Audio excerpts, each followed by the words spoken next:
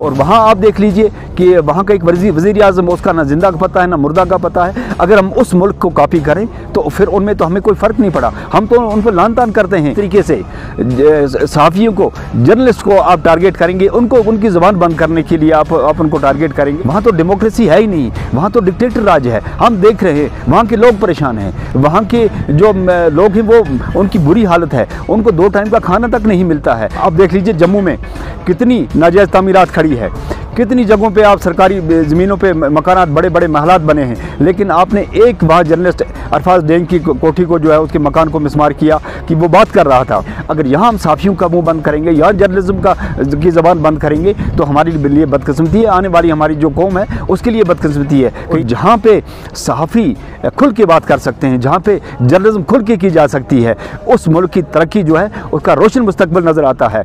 हमारे पड़ोस में आप देख लीजिए कितने सहाफ़ी जो भाग के वहाँ से मुसाफिरों की तरफ आगे गए हैं। अगर हम उसको कॉपी करें तो फिर हमें तो उनमें कोई फ़र्क नहीं रहा है। आप देख लीजिए जम्मू में कितनी नाजायज़ तामीरात खड़ी है, कितनी जगहों पे आप सरकारी ज़मीनों पे मकानात, बड़े बड़े महलात बने हैं, लेकिन आपने एक वहाँ जर्नलिस्ट अरफाज डेंग की कोठी को जो है उसके मकान को मिसमार किया कि वो बात कर रहा था। अगर इस तरीके से सहाफ़ियों को, जर्नलिस्ट को आप टारगेट करेंगे, उनको उनकी ज़बान बंद करने के लिए आप उनको टारगेट करेंगे।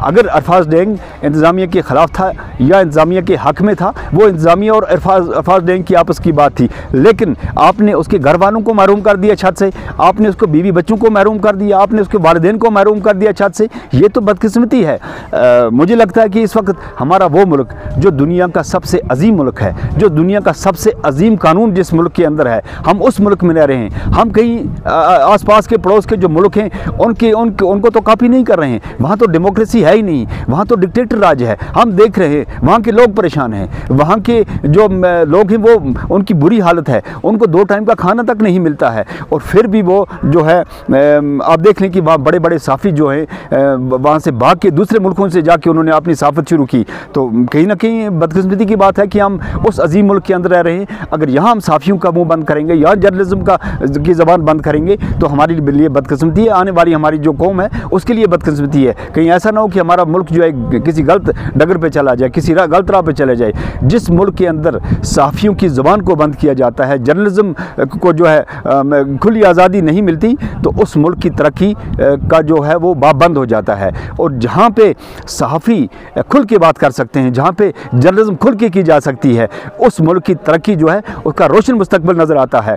हमारे पड़ोस में आप देख लीजिए कितने सहाफ़ी जो भाग के वहाँ से मुसाफिरों की तरफ आगे गए हैं। अगर हम उसको कॉपी करें तो फिर हमें तो उनमें कोई फ़र्क नहीं रहा है। हमें अपने पड़ोसी मुल्क में फ़र्क होना चाहिए और बहुत ज़्यादा फ़र्क होना चाहिए। मुझे तो फ़ख्र होता है अपने मुल्क पे कि हमारी जो अपोजिशन है, अपोजिशन के लीडर जो इस वक्त सेंटर के हैं, राहुल गांधी है, और कई बार राहुल गांधी पे एलिगेशन भी लगे, लेकिन राहुल गांधी अच्छे तरीके से डेमोक्रेसी के लिहाज से अपनी पार्टी को चला रहा है, अपोजिशन कर रहा है।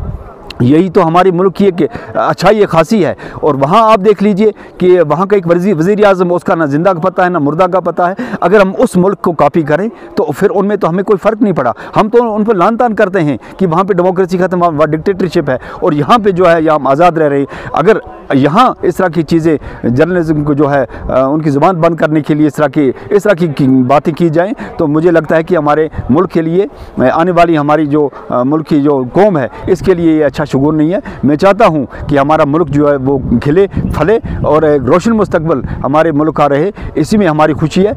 मजीद मुनफरिद और दिलचस्प वीडियोस के लिए हमारी YouTube चैनल जरूर सब्सक्राइब करें।